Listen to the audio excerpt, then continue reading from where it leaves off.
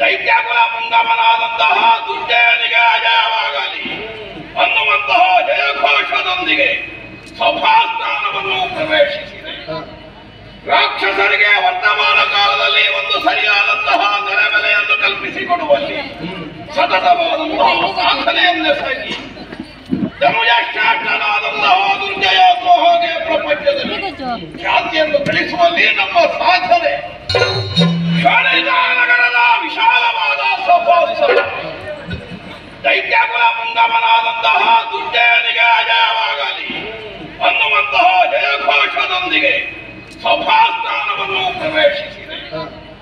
ರಾಕ್ಷಸರಿಗೆ ವರ್ತಮಾನ ಕಾಲದಲ್ಲಿ ಒಂದು ಸರಿಯಾದಂತಹ ನೆಲೆಬೆಲೆಯನ್ನು ಕಲ್ಪಿಸಿಕೊಡುವಲ್ಲಿ ಸತತವಾದಂತಹ ಸಾಧನೆಯನ್ನೆಸಗಿ ಧನುಜಶ್ರೇಷ್ಠನಾದಂತಹ ದುರ್ಜಯ ಹಾಗೆ ಪ್ರಪಂಚದಲ್ಲಿ ಖ್ಯಾತಿಯನ್ನು ಗಳಿಸುವಲ್ಲಿ ನಮ್ಮ ಸಾಧನೆ ಅಪ್ರಹ್ಯದವಾದದ್ದು. ಕೇವಲ ವ್ಯಕ್ತಿಯಾದವನ ಜೀವನದ ಸಾಧನೆ ಒಂದು ಆಯುಷ್ಯದ ಅವಧಿಯಲ್ಲಿ ಮುಗಿದು ಹೋಗುತ್ತದೆ ಅಂತ ಹೇಳುವುದಕ್ಕಾಗುವುದಿಲ್ಲ. ಆದ್ದರಿಂದಲೇ ಬಹಳ ದೊಡ್ಡ ನಿರೀಕ್ಷೆಯನ್ನಿಟ್ಟುಕೊಂಡವ ಅನೇಕರ ವಿನಾಶವನ್ನು ಕಟ್ಟಿಕೊಂಡು ಮುಂದಕ್ಕೆ ಸಾಗಬೇಕಾದಂತಹ ಸನ್ನಿವೇಶದಲ್ಲಿ ಬಹಳ ಎಚ್ಚರಿಕೆಯಿಂದಲೇ ಹೆಜ್ಜೆಗಳನ್ನು ಊರಬೇಕಾಗುತ್ತದೆ. ಆದ್ದರಿಂದ ಕಟ್ಟಿಕೊಂಡಂತಹ ಕನಸು ನನಸಾಗಿ ಸಾಕಾರಗೊಳ್ಳುವಲ್ಲಿ ಕೈಗೊಳ್ಳುವಂತಹ ಸಾಧನೆಗೆ ಸಾಕಷ್ಟು ಅವಕಾಶ ಬೇಕು ಅನ್ನುವುದಕ್ಕಾಗಿ ನಮ್ಮ ಆಯುಷ್ಯವನ್ನು ರಕ್ಷಿಸಿಕೊಳ್ಳಬೇಕು ಅನ್ನುವಂತಹ ಉದ್ದೇಶವನ್ನು ನಾವು ಹೊಂದಿದ್ದೇವೆ. ನಮ್ಮ ಸಾಮರ್ಥ್ಯ ವಿಶೇಷದಿಂದಲೇ ವಿಧಾತನನ್ನು ತಪಸ್ಸಿನಿಂದ ಮೆಚ್ಚಿಸಿ ವಿಶಿಷ್ಟವಾದಂತಹ ವರವನ್ನು ಗಳಿಸಿದೆ. ಬೆರಗಾಗಿ ಹೋದಿತು ಪ್ರಪಂಚದ ಜನರು. ನಾವು ಕೇಳಿದಂತಹ ವರವೇ ಅಂತಹ ಯಾವನೇ ಆಗಲಿ ಈ ಪ್ರಪಂಚದಲ್ಲಿ ನನ್ನನ್ನು ಕೊಲ್ಲುವಂತಹ ಸಮರ್ಥನಿರಬಹುದು. ಅದು ಕೇವಲ ಮಾನವ ವರ್ಗ ಅಂತಲ್ಲ, ದೇವ ವರ್ಗ ಅಂತಲ್ಲ, ಪ್ರಾಣಿ ವರ್ಗ ಅಂತಲ್ಲ, ಯಾವ ವರ್ಗವಾದಿ ಲೋಕ ಸೃಷ್ಟಿಯಲ್ಲಿ ಕಾಣಿಸಿಕೊಳ್ಳುವಂತಹ ಯಾವ ವರ್ಗವೇ ಆದರೂ ದುರ್ಜಯನ ಮರಣವನ್ನು ಹೊಂದಿಸಬೇಕೆಂದಾದರೆ ಒಮ್ಮೆಗೆ ಸತ್ತು ಅದೇ ದೇಹದಿಂದಲೇ ಮತ್ತೆ ಹುಟ್ಟಿ ಬಂದವನಾಗಿರಬೇಕು. ಈ ವಿಧವಾದ ವಿಶಿಷ್ಟವಾದಂತಹ ವರ್ಗವನ್ನು ನಾನು ಹೊಂದಿ ದಾನವ ಸಾಮ್ರಾಜ್ಯವನ್ನು ವಿಸ್ತರಿಸುವಂತಹ ಕಾಯಕವನ್ನು ಮಾಡಿದೆ. ಆದ್ದರಿಂದಲೇ ಇಂದಿನ ದಿನ ಪ್ರತ್ಯೇಕವಾದಂತಹ ಸ್ಥಾನಮಾನದಿಂದ ಶಾಣಿತಾ ನಗರ ದುರ್ಜಯನ ಆಳ್ವಿಕೆಯಲ್ಲಿ ವಿಜೃಂಭಿಸುತ್ತಿರುವುದನ್ನು ಕೇಳಿ ನೋಡಿ ಮನಸ್ಸಿಗೆ ಬಹಳ ಸಮಾಧಾನ ಸಂತೋಷ ಆಗುತ್ತದೆ. ಸಾಂಸಾರಿಕವಾದ ದೃಷ್ಟಿಯಿಂದ ಮಗನಾದಂತಹ ಲೋಹಿತನೇ ಸಮರ್ಥ ಉತ್ತರಾಧಿಕಾರಿಯಾಗಿ ಬೆಳೆದಿಟ್ಟಿದ್ದಾರೆ. ತಂಗಿಯಾದಂತಹ ಕರಾಳಲೋಚನೆ ನಮ್ಮ ಮನೆತನದ ಕೀರ್ತಿ ವರ್ಧನೆಗೆ ಇರುವವಳು. ಈ ಭಾವದಿಂದಲೇ ಅವಳ ಮನಸ್ಸಿಗೆ ಯಾವ ನೋವು ಒದಗಕೂಡದು ಅನ್ನುವುದಕ್ಕಾಗಿ ಸ್ವಚ್ಛಾವೃತ್ತಿಯಿಂದ ಇದ್ದುಕೋ ಮಗಳೆಯನ್ನು ಹಾಗೆ ನಾನು ಅಪ್ಪಣೆಯನ್ನಿಟ್ಟು ಕಳುಹಿದವು. ಆದರೆ ಎಂತಹ ವಿಪರೀತಾಗಿ ಹೋಯಿತು. ಒಂದು ದಿನ ಒಳಗಸ್ತನಾಗಿದ್ದಂತಹ ಕಾಲದಲ್ಲಿ ನಾನು ನಿರೀಕ್ಷಿಸದೇ ಇದ್ದದ್ದನ್ನು ಕಾಣಬೇಕಾಗುತ್ತದೆ ಅನ್ನುವಂತಹ ಯೋಚನೆಯ ನನ್ನ ಮನಸ್ಸಿಗೆ ಬರಲಿಲ್ಲ. ಒಬ್ಬಿಡುತ್ತಾ ಆಕ್ರಂದನವನ್ನೆಪ್ಪಿಸುತ್ತಾ ಕಣ್ಣ ಮುಂಭಾಗದಲ್ಲಿ ಬಂದು ನಿಂತವಳು ಯಾರು ಅನ್ನುವುದೇ ಮಗನಿಗೆ ಪರಿಚಯ ಆಗಲಿಲ್ಲ. ಅಂತ ನೋಡಿದರೆ ಯಾರು ತಂಗಿಯಾದಂತಹ ಕರಾಳಲೋಚನೆ, ಕರಬೆರಗಳು ವಿಹೀನವಾದ ಸ್ಥಿತಿಯಲ್ಲಿ ರಕ್ತ ಧಾರೆ ಧಾರೆಯಾಗಿ ಸಾರುತ್ತಿರುವಂತೆಯೇ ಕಣ್ಣ ಮುಂಭಾಗದಲ್ಲಿ ಕಾಣಿಸಿಕೊಂಡಂತಹ ತಂಗಿಯ ಕಣ್ಣೀರನ್ನು ಭರಿಸುವುದಕ್ಕಾಗಿ ಕೈಯನ್ನು ಮುಂದೆ ಮಾಡಿದೆ. ಆದರೆ ಇಷ್ಟ ನರ್ಚಕ್ಕೆ ಕಾರಣರಾದವರು ಯಾರು? ಹೀಗೆ ಕೇಳಿದ್ರೆ ಅವಳ ಬಾಯಿಂದ ಬಂದ ಉತ್ತರ ಎಂತದ್ದು? ಒಬ್ಬ ಮಾನವ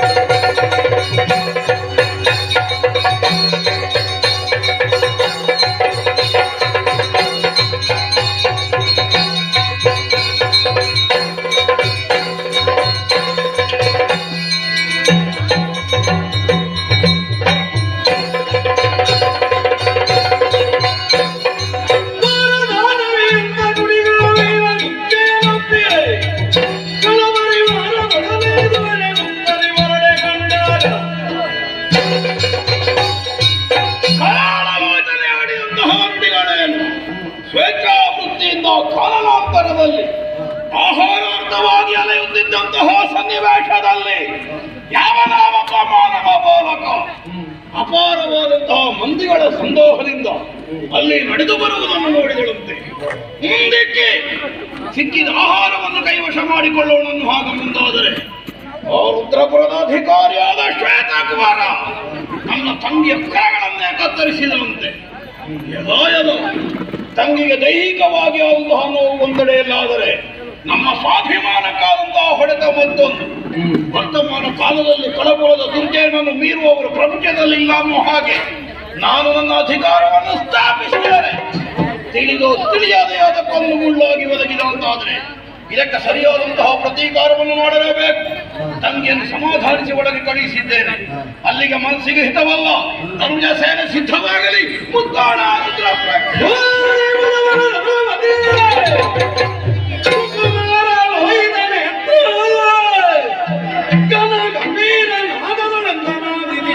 ಅಭಿನಮಿಸಿ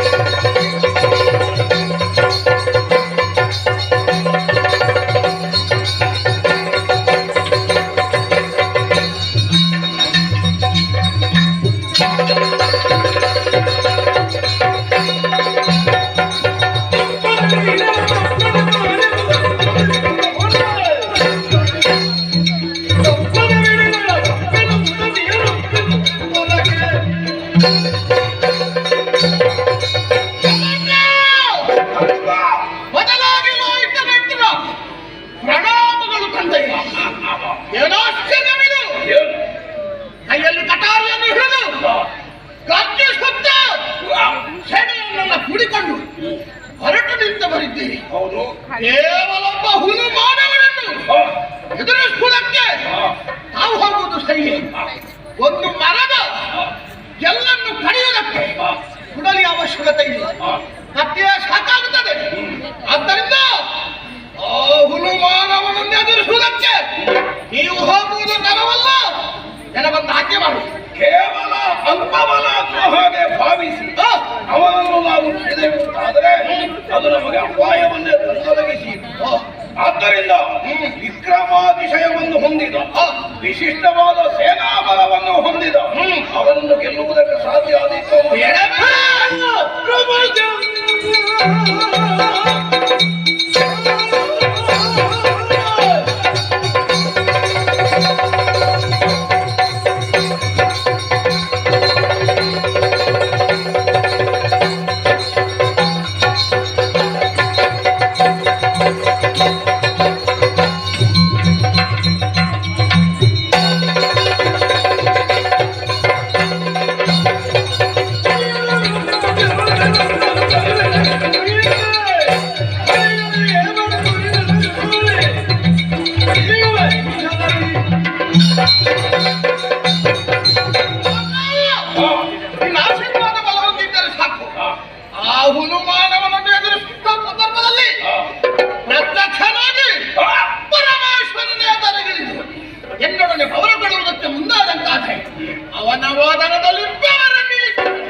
ಆದ್ದರಿಂದ ನನ್ನ ಕುರಿತಾಗಿ ಅಪನಂಬಿಕೆ ಬೇಡ. ಮಗು, ನಿನ್ನ ಸಾಹಸದ ಕುರಿತಾಗಿ ಅಪಧೈರ್ಯವ ಅವಿಶ್ವಾಸವ ನಿನ್ನ ಅಯ್ಯನಲ್ಲಿ ಉಂಟು ಅಂತ ಅರ್ಥ ಅಲ್ಲ. ಆದರೆ ಯಾವುದೇ ಒಂದು ಕಾರ್ಯವನ್ನು ನಾವು ಕೈಗೆತ್ತಿಕೊಳ್ಳುವುದಕ್ಕಿಂತ ಮುನ್ನ ಅದರದ್ದಾದಂತಹ ಹಿನ್ನೆಲೆ ಏನು, ಅದರ ಉದ್ದೇಶ ಏನು ಅನ್ನುವುದರ ಬಗ್ಗೆ ಸರಿಯಾದಂತಹ ತಿಳುವಳಿಕೆಯನ್ನು ಹೊಂದಿರಲೇಬೇಕಾದ ರಾಕ್ಷಸನಾಥನಾಗಿ ನಾನು ಹೊರಡುವುದಕ್ಕೂ ನನ್ನ ಮಗನಾದ ನೀನು ಹೊರಡುವುದಕ್ಕೂ ಪರಸ್ಪರ ಸಂಬಂಧ ಒಂದೇ ಅನ್ನುವಾಗ ಆಡುವುದಕ್ಕಾಗುವುದಿಲ್ಲವಲ್ಲ. ಆವೇಶದಿಂದ ಹೊರಟು ನಿಂತಿದ್ದು ಇಷ್ಟು ಆವೇಶಕ್ಕೆ ಕಾರಣ ಎಂತದ್ದು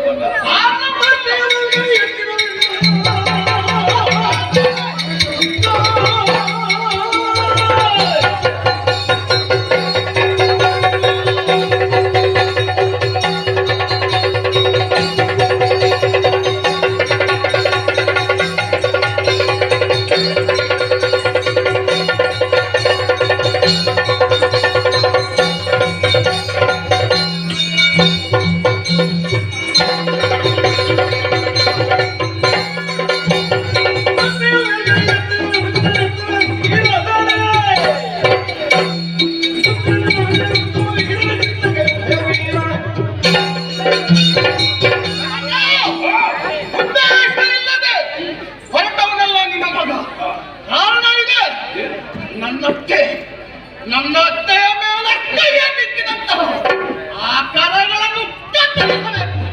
ತನ್ಮೂಲಕವಾಗಿ ನಮ್ಮ ಯೋಗ್ಯತೆ ಏನು ಎನ್ನುವುದನ್ನು ಆತನಿಗೆ ತೋರಿಸಿಕೊಡಬೇಕು ಎನ್ನುವಂತ ಉದ್ದೇಶ. ಆದ್ದರಿಂದ ಅವಕಾಶ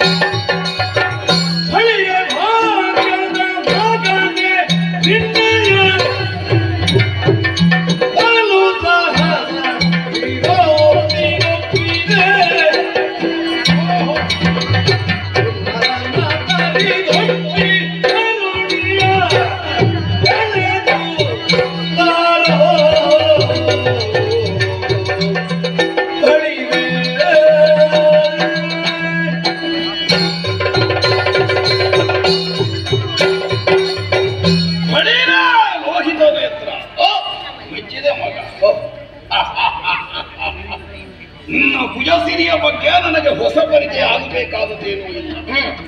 ಸಿಂಹದ ಹೊಟ್ಟೆಯಲ್ಲಿ ಸಿಂಹದ ಮರಿಯೇ ಹುಟ್ಟುತ್ತದೆಯೇ ಹೊರತು ನರಿಯ ಮರಿಯಲ್ಲವಲ್ಲ. ಆದ್ದರಿಂದಲೇ ಕಳಕುಲೋತ್ಪನ್ನರಾದ ದುರ್ಜಯನ ಬಸಿರಿಯಿಂದ ಒಗೆದಂತಹ ಮಗ ಅದಕ್ಕನುಗುಣವಾದಂತಹ ಗುಣ ಸ್ವಭಾವಗಳನ್ನೇ ಮೇಳೈಸಿಕೊಂಡೇ ಇರುತ್ತಾನೆ. ಮಗು ಅತ್ತೆಯ ಮೇಲೆ ಕೈ ಮಾಡಿದಂತಹ ಓ ಮನುಷ್ಯ, ನಿನ್ನ ಈ ವಾಕ್ಯ ನನಗೆ ಬಹಳ ಹಿತವನ್ನು ಒದಗಿಸುವುದು. ಯಾಕೆ ಕೌಟುಂಬಿಕವಾದ ನೆಲೆಯಲ್ಲಿ ಆಗಲಿ ಅಥವಾ ವ್ಯಾವಹಾರಿಕವಾದಂತಹ ನೆಲೆಯಲ್ಲಿ ಆಗಲಿ ನಾವು ಕೈಗೊಳ್ಳಲೇಬೇಕಾದಂತಹ ಕಾರ್ಯ ಇದು.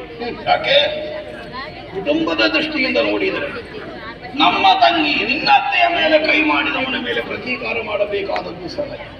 ಹಾಗೆಂದು ಕೇವಲ ರಕ್ತ ಸಂಬಂಧಿಗಳಿಗೆ ಸಂಕಟ ಬಂದಿದೆ ಎನ್ನುವ ಕಾರಣಕ್ಕಾಗಿ ಮಾತ್ರ ಹೋಗಬೇಕಾದದ್ದು ಕಳಕುಲದ ಅಧಿಪತಿತ್ವವನ್ನು ಹೊಂದಿದಂತಹ ನಾನು ಅಥವಾ ಇಲ್ಲಿಯ ಯುವರಾಜನಾದಂತಹ ನೀನು ರಾಕ್ಷಸ ಪರಿವಾರದಲ್ಲಿ ಯಾವನಿಗೆ ಸಂಕಟ ಯಾರಿದ್ದಾರೆ ಅದಕ್ಕೆ ಸರಿಯಾದಂತಹ ಪ್ರತೀಕಾರವನ್ನು ಮಾಡದೇ ಹೋದರೆ ಅದು ನಮ್ಮ ಅಸ್ತಿತ್ವಕ್ಕೆ ಪ್ರಶ್ನೆಯಾಗಿ ಪರಿಣಮಿಸುತ್ತದೆ.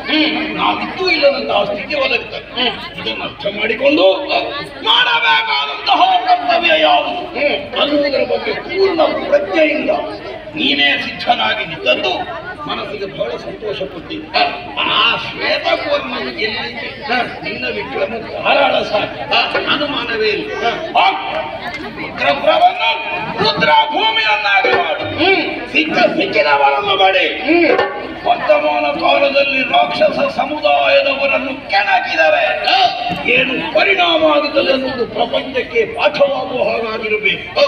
ಎಲ್ಲರನ್ನು ಹೊಡೆದುರುಳಿಸಿ ಮಾತ್ರ ಅಲ್ಲ, ಹೊಸ ಮಧುವಣಿಗನಾಗಿ ಅರಮನೆಯನ್ನು ಸೇರುತ್ತಿದ್ದವನನ್ನು ನಿನ್ನತ್ತೆ ನನ್ನ ತಂಗಿ ಅವಳ ಮೇಲೆ ಕೈ ಮಾಡಿದಂತಹ ಅವನಿಗೆ ಸರಿಯಾದ ಪ್ರತೀಕಾರ ಯಾವುದು? ಕೇವಲ ಹೊಡೆದುರುಳಿಸಿ ಅಲ್ಲಿ ಹುಡಿ ಹಾರಿಸಿದರೆ ಸಾಲದು. ಮತ್ತೆ ಅವನ ಹೆಂಡತಿಯನ್ನು ಹಿಡಿದು ಬೆಳಕೊಂಡು ಬಾ. ಯಾಕೆ ರಾಕ್ಷಸ ಕುಲದ ಹೆಣ್ಣುಮಗಳ ಮೇಲೆ ಕೈ ಮಾಡಿದರೆ ಅವರ ಸಂಸಾರ ಸರಿಯಾಗಿ ಸಾಗುವುದಿಲ್ಲ ಅನ್ನುವಂತಹ ಅರಿವು ಪ್ರಪಂಚಕ್ಕಾಗಬೇಕು. ಭಾಗ ಮಗನೇ ಹೋಗಿ ಬರ್ತೇನೆ.